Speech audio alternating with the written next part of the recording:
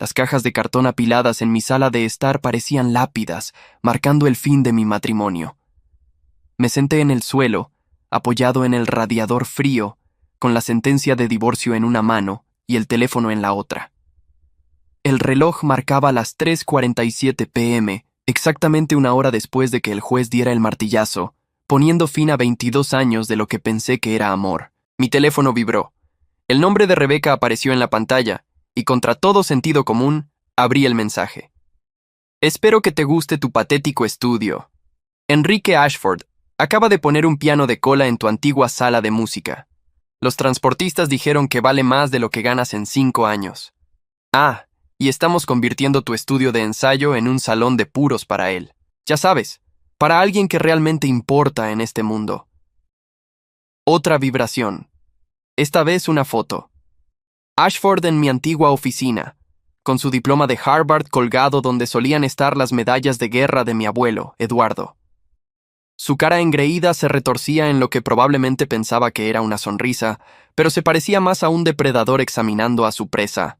Morirás pobre y solo, decía el siguiente mensaje. Justo como tu abuelo. Al menos él tenía sus preciosos secretos para hacerle compañía en ese asilo de ancianos.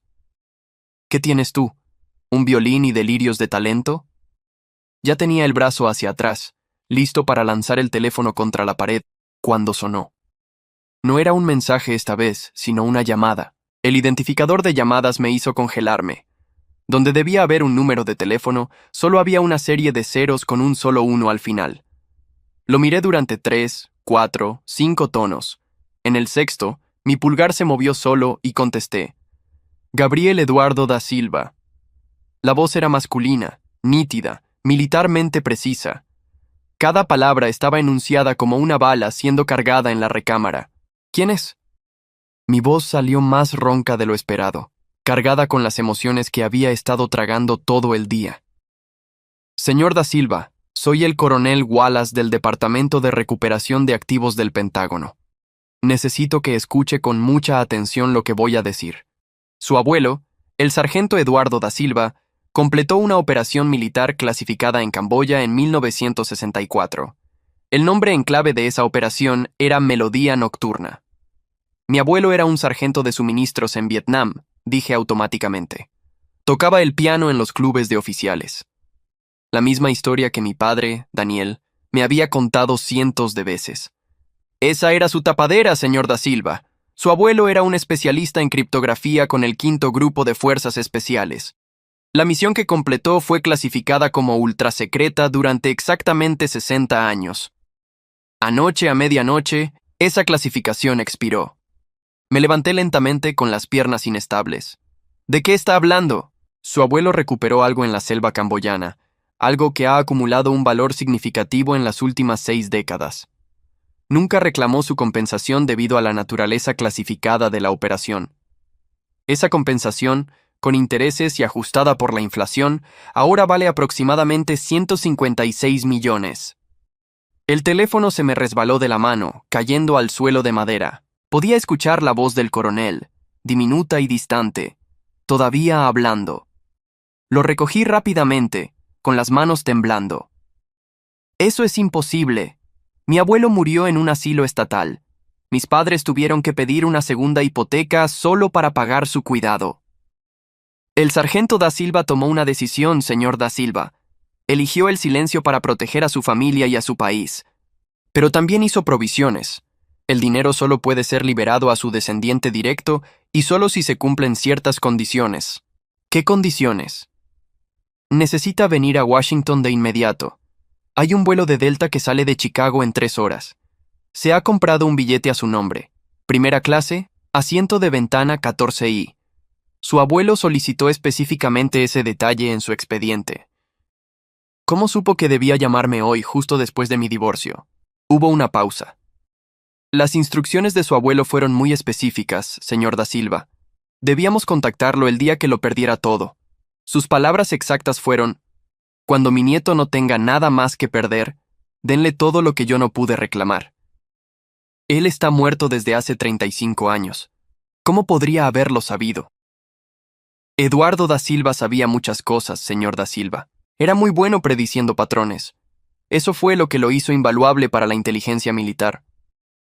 La pregunta ahora es si está listo para aprender lo que él sabía.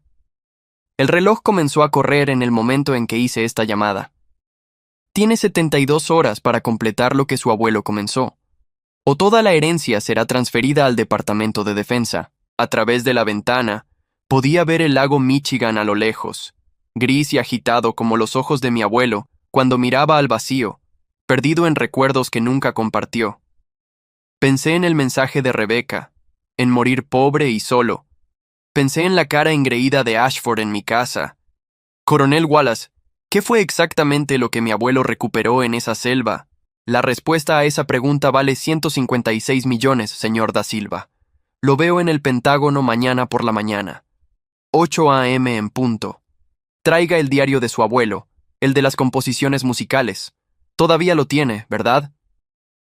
Miré la única caja que me negué a dejar que Rebecca tocara durante el divorcio, la que tenía la letra cuidadosa de mi madre, Patricia, etiquetada como Cosas del abuelo Eduardo. Sí, lo tengo. Bien. Una cosa más, señor Da Silva. El nuevo compañero de su exesposa, Enrique Ashford. Su abuelo, William Ashford, fue un contratista de defensa en 1964. Esto no es una coincidencia. Nada de su situación actual es una coincidencia. Su abuelo lo predijo hace décadas. La línea se quedó en silencio. Estaba en mi apartamento vacío, rodeado por los escombros de mi matrimonio, sosteniendo un teléfono que acababa de conectarme a un pasado que nunca supe que existía.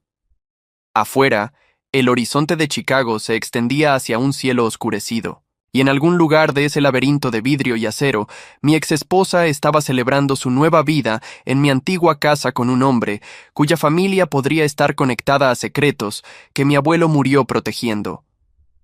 Fui a la caja de las cosas del abuelo y saqué su diario de cuero. Las páginas estaban amarillentas por la edad, llenas de composiciones musicales manuscritas que había tocado en mi violín desde la infancia. Por primera vez, noté algo que nunca había visto antes. En el margen de la primera página, escrito con lápiz tan débil que tuve que sostenerlo a contraluz, había 5 palabras. Para Gabriel, cuando todo termine. 3 meses antes de que esa llamada lo cambiara todo, yo estaba en el escenario del Symphony Center, mi violín cantando las notas finales del concierto en Re mayor de Brahms. La audiencia aplaudió, 2000 personas de pie. Y en la tercera fila, Rebecca estaba sentada con las manos perfectamente quietas en su regazo. Ella no aplaudía. Ese debería haber sido mi primer aviso. La vida a los 47 años se había asentado en un ritmo tan predecible como un metrónomo. Todas las mañanas, me despertaba a las 6 a.m. en nuestra casa de Lake Forest, practicaba escalas en mi estudio insonorizado mientras Rebecca hacía yoga en la terraza con vistas a la piscina. La casa se extendía por 2 acres de perfección cuidada. Cada habitación era un testimonio del ojo de Rebecca para el diseño y de mi capacidad para pagar sus gustos. La compramos hace 15 años cuando la Orquesta Sinfónica de Chicago me ascendió a primer violín. En ese entonces, Rebecca todavía venía a mis actuaciones y era sincera cuando decía que amaba la forma en que mis dedos se movían sobre las cuerdas. «Tu abuelo estaría tan orgulloso», dijo mi madre, Patricia, en nuestra fiesta de inauguración, pasando sus manos arrugadas sobre las encimeras de mármol. Eduardo siempre dijo que la música te llevaría a lugares a los que él nunca podría ir. El abuelo Eduardo había muerto 12 años antes, pero su presencia permanecía en la familia como una melodía que no puedes identificar. Mi padre, Daniel, tenía la fotografía de su padre en la chimenea, una imagen en blanco y negro de un joven con uniforme militar, con ojos afilados como el invierno. Junto a ella estaba la estrella de bronce de Eduardo, aunque ninguno de nosotros sabía lo que había hecho para ganarla. Volvió de Vietnam diferente, decía mi padre después de su tercera cerveza en las cenas familiares. Pasó 6 meses en Camboya antes de que su destacamento oficial siquiera comenzara. Nunca hablaba de eso. Solo tocaba ese piano como si estuviera tratando de ahogar algo que solo él podía oír. Yo heredé el don musical de Eduardo, pero lo canalicé de manera diferente. Mientras él tocaba jazz en clubes llenos de humo, sus dedos volando sobre las teclas con una genialidad improvisada, yo elegí el mundo disciplinado de la música clásica. Estructura, precisión, cada nota escrita, predeterminada, segura. A Rebeca le encantó eso de mí cuando nos conocimos en un evento de caridad hace 23 años. No eres como esos otros hombres, susurró ella la primera noche, su aliento cálido contra mi oído mientras bailábamos. Esos tipos de fondos de cobertura que piensan que el dinero es música. Tú creas algo eterno. Ella trabajaba para una pequeña empresa de diseño de interiores en ese momento, ambiciosa y llena de hambre, con un vestido prestado y perlas falsas que encontré encantadoras. Yo tenía 32, ella 29, y cuando me miraba me sentía como el propio Brahms. Nuestro matrimonio fue bueno la primera década. Ella rediseñó nuestros varios apartamentos a medida que mi carrera crecía, cada espacio más sofisticado que el anterior. Cuando finalmente compramos la casa en Lake Forest, ella dejó de trabajar. Dijo que quería concentrarse en hacer que nuestra vida fuera hermosa. Yo practicaba 6 horas al día, actuaba 3 noches a la semana, daba clases magistrales en Northwestern los fines de semana. Hablamos de tener hijos, pero nunca lo hicimos. Siempre había otra gira, otra remodelación, alguna otra cosa que nos impedía esa composición en particular. El cambio comenzó lentamente, como un violín que se desafina gradualmente. Rebeca se unió al club de campo. Comenzó a almorzar con mujeres cuyos maridos dirigían empresas de inversión y tecnología. Volvía a casa hablando de casas de verano en Aspen, yates en el lago Ginebra, jets privados para Art Basel. «¿Sabes que Enrique Ashford acaba de comprar un yate vasco?», dijo una noche, sin levantar la vista de su teléfono. «Y pagó 23 millones por una pintura». Enrique Ashford, el nombre que finalmente lo destrozaría todo. Él contrató a Rebeca para rediseñar su ático en Lincoln Park, un trabajo que ella aceptó sin discutirlo conmigo primero. «Es solo un proyecto», dijo. «Su dinero gasta igual que el de cualquier otra persona». Pero no fue así. Su dinero venía envuelto en atención, halagos y comparaciones que me hacían sentir más pequeño con cada día que pasaba.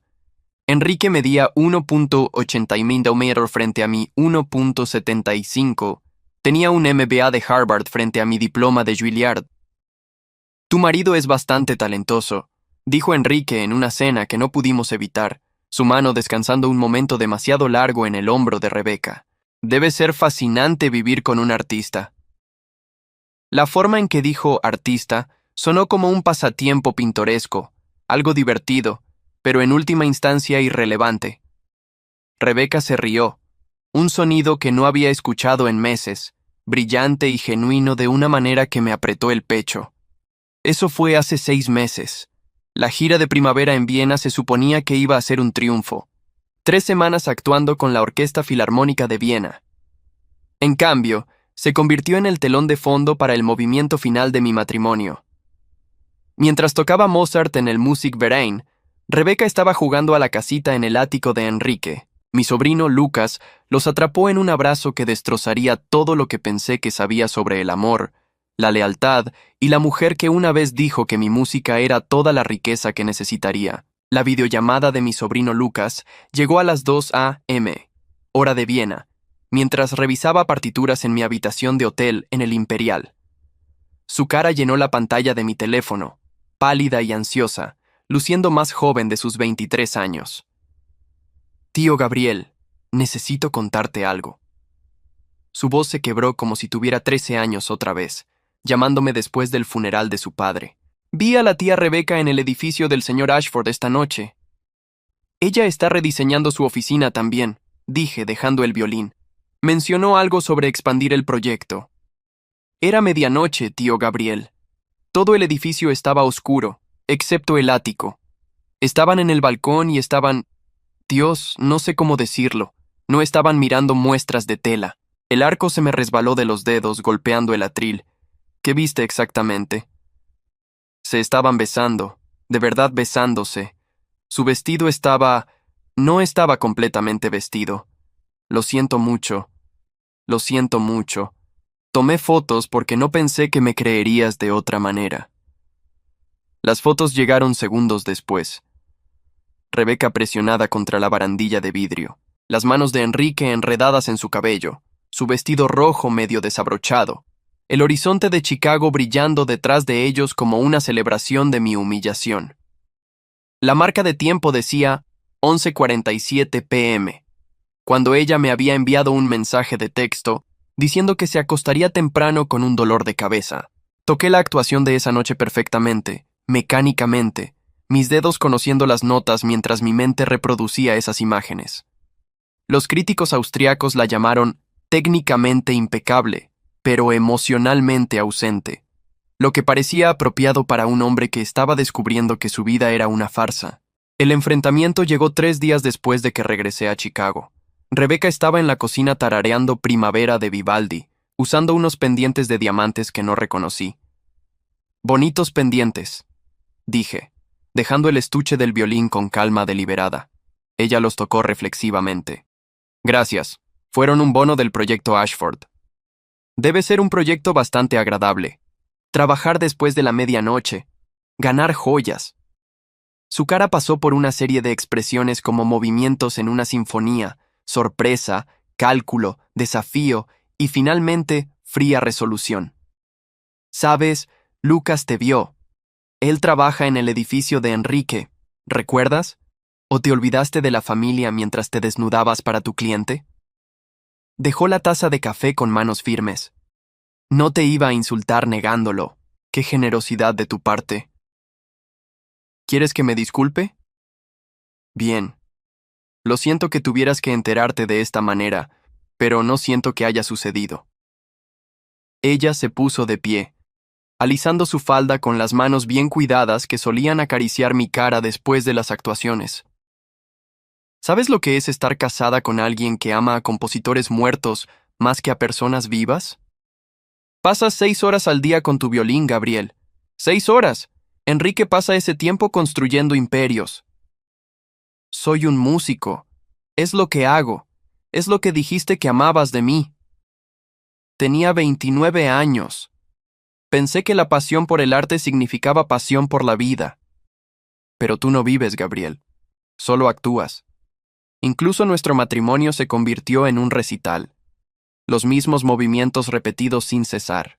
Enrique me muestra mundos nuevos. La semana pasada, volamos a Mónaco para almorzar. ¿Para almorzar? ¿Cuándo fue la última vez que fuimos a algún lugar que no fuera por mi trabajo? Entonces, ¿tiraste 22 años por un almuerzo en Mónaco? No, los tiré por alguien que me hace sentir viva. ¿Quieres saber la diferencia entre tú y Enrique? Cuando él entra en una habitación, la gente se da cuenta. Cuando tú entras pueden apreciar tu talento, pero nadie le teme. Nadie te necesita. La vida de nadie cambia porque Gabriel da Silva existe. Excepto la tuya. Mi dinero cambió tu vida de manera bastante dramática. Ella se rió amargamente y bruscamente. ¿Tu dinero? Gabriel, Enrique gana tu salario anual en una semana. ¿Esa casa de la que estás tan orgulloso? Su bodega vale más. Eres una pieza de museo, una reliquia tocando para otras reliquias. El mundo ha seguido adelante y tú todavía estás en un escenario tocando música de hombres que han estado muertos durante siglos. El abogado de divorcio que ella contrató era el compañero de golf de su padre. Naturalmente, la ley favorecía al cónyuge que no trabajaba, especialmente a uno que había sacrificado su carrera por el matrimonio. Los papeles se presentaron antes de que yo siquiera hubiera procesado lo que estaba sucediendo. Ella quería la casa, la mitad de las cuentas de jubilación, una pensión alimenticia que me dejaría en la miseria y el mantenimiento de su estilo de vida establecido. El señor se quedará con su violín, dijo su abogado generosamente, y un vehículo. La señora da Silva está siendo bastante razonable. Mi madre, Patricia, lloró cuando se lo conté. Esa mujer nunca te mereció.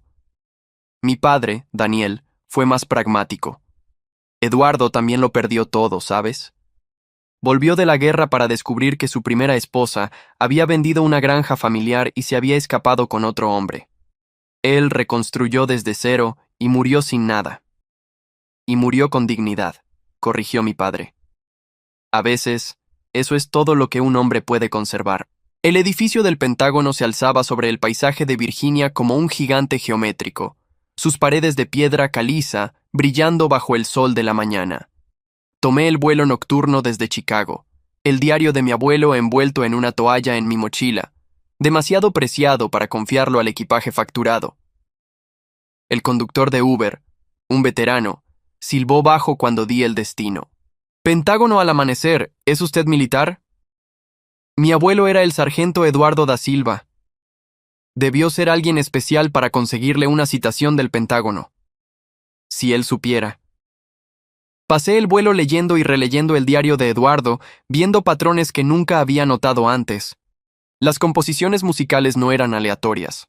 Cada pieza estaba fechada, y las fechas correspondían a operaciones militares en el sudeste asiático. Pero eran los márgenes los que contenían secretos, pequeñas anotaciones que parecían marcas dinámicas, pero no coincidían con la notación musical estándar. El coronel James Wallace me recibió en seguridad, su uniforme impecable, lo suficientemente afilado como para cortar papel. Era más joven de lo que su voz sugería, tal vez 50, con el tipo de postura que te hacía enderezar tu propia columna. Señor da Silva, gracias por venir. Su apretón de manos fue firme pero breve. Antes de continuar, necesito verificar su identidad más allá de la documentación. Cuénteme sobre el piano de su abuelo. Era un Baldwin Spinet de 1947, con acabado de caoba. Lo compró en una casa de empeño en Raleigh después de la guerra. Tenía una quemadura de cigarrillo en el do central del dueño anterior. ¿Cómo llamaba a sus actuaciones del domingo por la noche en el asilo de veteranos? Sonreí a pesar de todo. Iglesia para los que no tienen iglesia. Decía que la música era la única religión que nunca mentía. Wallace asintió. Sígame. Bajamos 3 niveles subterráneos, pasando por puestos de seguridad que se volvían progresivamente más serios. Finalmente, entramos en una habitación parecida a una bóveda, sin ventanas, solo luces fluorescentes y un escritorio de metal que sostenía varias cajas de archivos. El verdadero registro de servicio de su abuelo, dijo Wallace, abriendo la primera caja. Lo que está a punto de aprender fue clasificado como ultrasecreto. Incluso ahora, ciertos detalles deben permanecer redactados. Las fotografías mostraban a mi abuelo joven y de ojos afilados en uniformes de la selva, de pie con una unidad de hombres cuyos rostros estaban oscurecidos. Detrás de ellos, los restos de lo que parecía ser un pequeño avión. Operación Melodía Nocturna, febrero de 1964. La unidad de su abuelo fue insertada en Camboya para investigar un avión de reconocimiento soviético que se estrelló. Oficialmente no había soviéticos en Camboya. Oficialmente, nosotros tampoco estábamos allí. ¿Qué encontraron? El avión transportaba un sistema informático temprano, un prototipo para cifrar secuencias de lanzamiento nuclear. Pero ese no era el verdadero premio. El piloto, Victor Clough, sobrevivió al accidente. Estaba muriendo, pero consciente. Su abuelo hablaba suficiente ruso para comunicarse con él. Wallace sacó una transcripción, fuertemente redactada, pero aún legible en partes. Clough sabía que se estaba muriendo. Le dio a su abuelo información sobre cuentas bancarias suizas utilizadas para pagar a agentes dobles. Números de cuenta, contraseñas, todo. Pero aquí es donde se pone interesante. Me mostró otra fotografía. Mi abuelo sostenía lo que parecía ser un maletín de metal. Su abuelo memorizó todo antes de entregar el maletín al comando. Él sabía esos números de cuenta. Podría haber reclamado ese dinero en cualquier momento. 22 millones en 1964. ¿Puede imaginar cuánto vale eso ahora? ¿Por qué no lo hizo? Porque reclamarlo habría expuesto la operación. Se habrían perdido vidas. Su abuelo eligió el silencio, pero documentó todo en un código oculto en su música. El Pentágono le debía una compensación por la misión, pero él nunca la reclamó. Dijo que levantaría demasiadas preguntas, pondría a su familia en riesgo.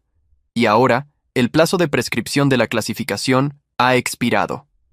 La compensación, con 60 años de intereses y multiplicadores de culpa del Departamento de Defensa por pago tardío, es de 156 millones, pero su abuelo estableció condiciones. Wallace me entregó un sobre sellado. Mi nombre estaba escrito con la letra temblorosa de Eduardo. Dejó instrucciones de que esto solo podía ser abierto por su nieto, y solo cuando ese nieto hubiera, cito, perdido todo lo material y pudiera ganarlo todo lo esencial. Lo abrí con dedos temblorosos. Dentro, La letra de mi abuelo llenaba 3 páginas. Gabriel, si estás leyendo esto, tu matrimonio ha terminado y has perdido tus posesiones mundanas. Lo sé porque los patrones se repiten a través de las generaciones. Y vi la naturaleza romántica de tu padre en ti. Amas por completo, lo que significa que puedes ser herido por completo. La música que dejé contiene más que notas. Cada composición mapea coordenadas. Cada cambio de ritmo marca una secuencia numérica. En una unidad de almacenamiento en Baltimore, la número 447, pagada hasta 2087, encontrarás lo que no pude destruir y no pude reclamar. El dinero del Pentágono es tuyo, sin importar qué, pero reclamar lo que está en Baltimore significa elegir la verdad sobre la comodidad. Las cuentas suizas todavía existen. El dinero ha sido blanqueado por el tiempo, pero es sucio en su origen. Hay nombres adjuntos. Familias poderosas que construyeron fortunas con ganancias de guerra. Un nombre te importará personalmente en el momento en que leas esto. Tienes 72 horas desde que Wallace te llamó. Si no lo reclamas, todo va al Departamento de Defensa. Si lo haces, tendrás el poder de corregir errores históricos o preservar mentiras históricas. Elige sabiamente. La música, como la verdad, resuena a través del tiempo. Tu abuelo, Eduardo. El depósito de Baltimore parecía abandonado por fuera, su fachada de ladrillos cubierta por décadas de suciedad y grafitis. Pero el teclado de la entrada funcionó perfectamente cuando inserté el código escondido en el tercer movimiento de la fuga de otoño de mi abuelo, 1-9-6-4-0-2-28. La fecha de la misión combinada con su número de servicio. La unidad 447 estaba al final de un largo pasillo que olía a óxido y papel viejo. El candado giró suavemente a pesar de la edad, y dentro, un único archivador de metal estaba contra la pared, verde militar y sin pretensiones. Encima, un juego de ajedrez, sus piezas dispuestas en medio de una partida, y reconocí la posición de inmediato. Era el Gambito de Budapest, la misma apertura que mi abuelo me enseñó cuando tenía 8 años. El gambito significa sacrificio, había dicho. Pierdes material para ganar posición. Dentro del cajón superior del archivador había otra llave de caja fuerte, esta para el primer Banco Nacional de Baltimore, y debajo de ella, una carpeta de cuero que contenía documentos que me hicieron temblar las manos.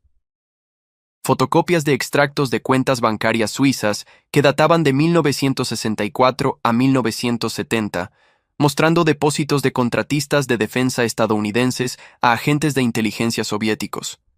Las cantidades eran impresionantes, pero los nombres eran peores. Ashford Industries aparecía 17 veces. William Ashford, el abuelo de Enrique, había vendido piezas de helicóptero defectuosas al ejército, mientras simultáneamente financiaba operaciones soviéticas en Camboya. Soldados estadounidenses habían muerto en accidentes causados por fallas mecánicas que Ashford conocía e ignoró. El margen de ganancia en esas piezas defectuosas, 43%. El dinero ensangrentado en las cuentas suizas, 22 millones. Mi teléfono sonó. Número desconocido. Señor da Silva.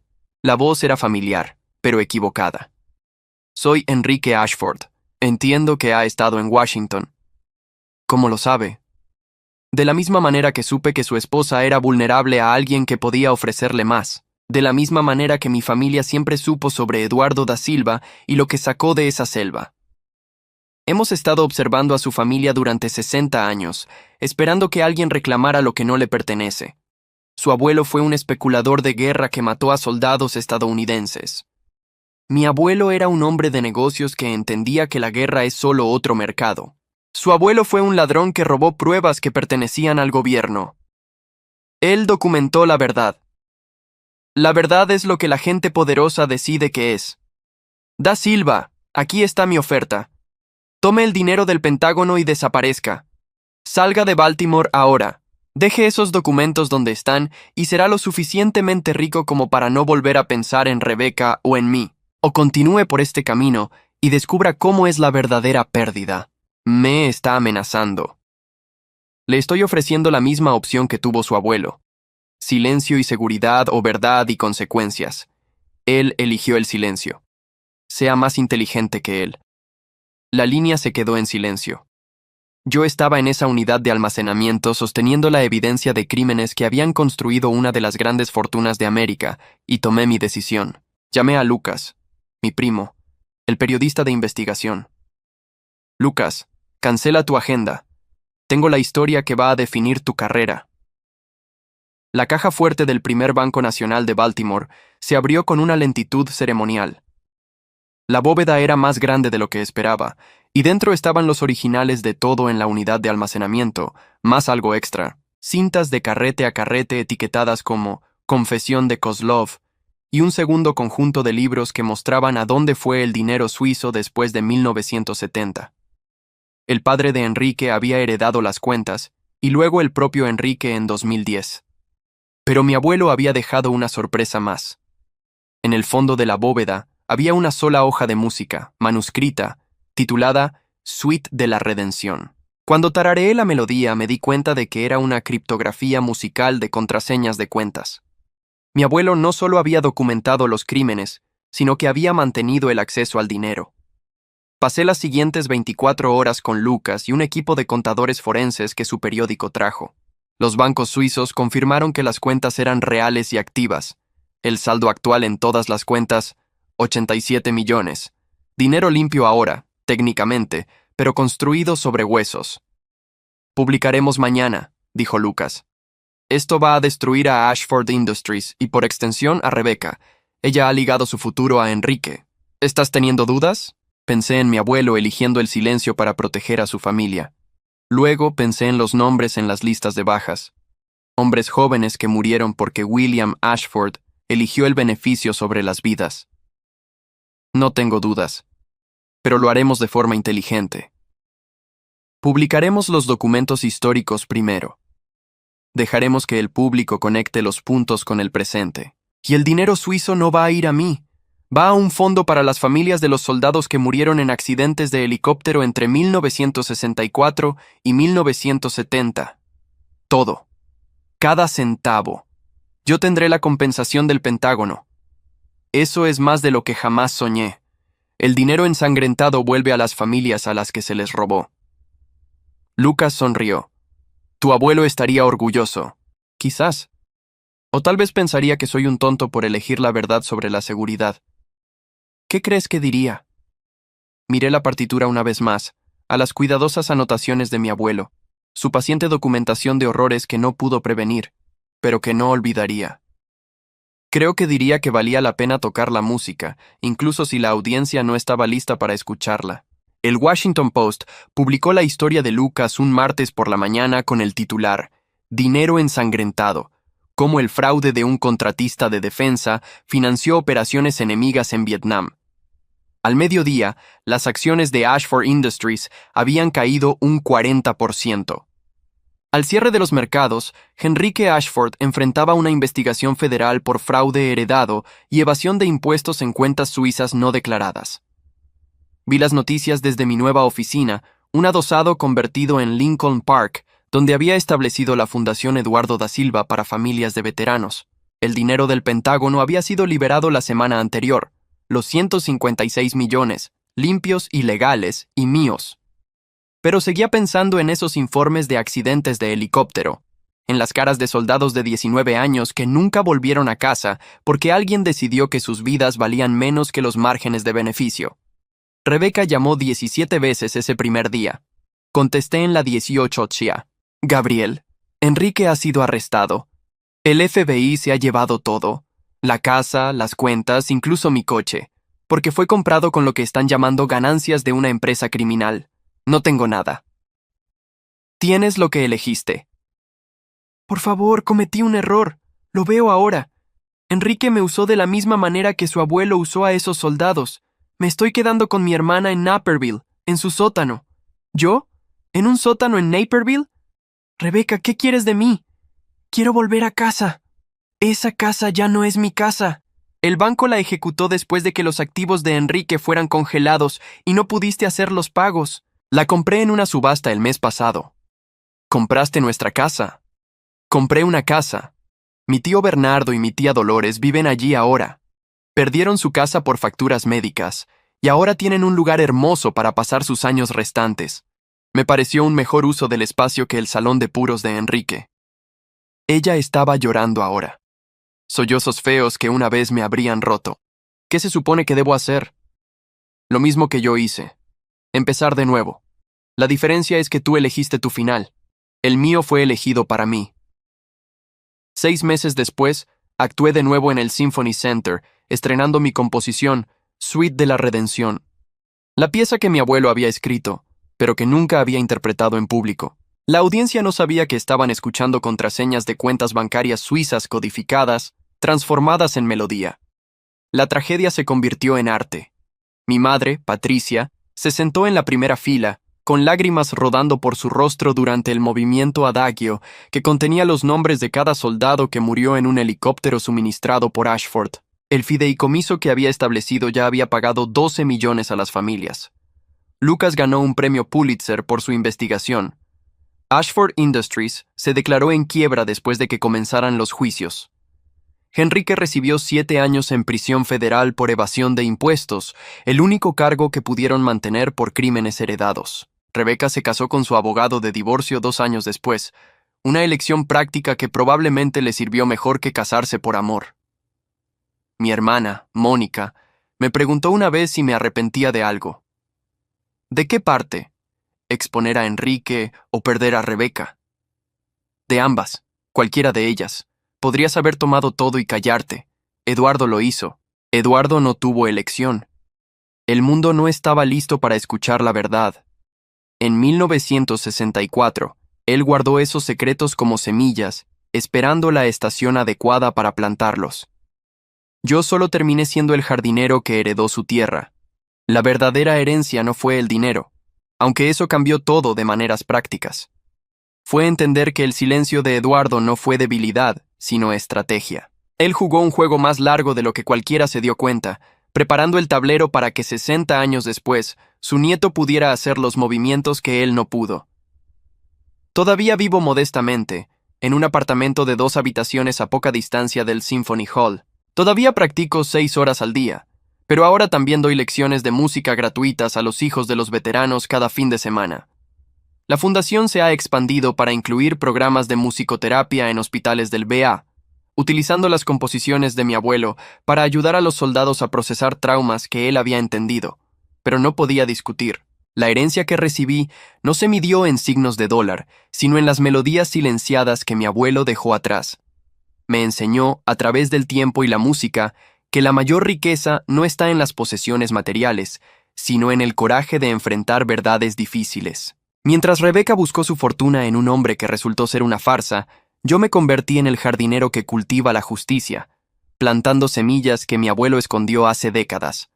Al final, Rebeca me dijo que no tenía lo que se necesitaba para construir un imperio, que yo era solo un artista tocando para reliquias. Irónicamente, tenía razón.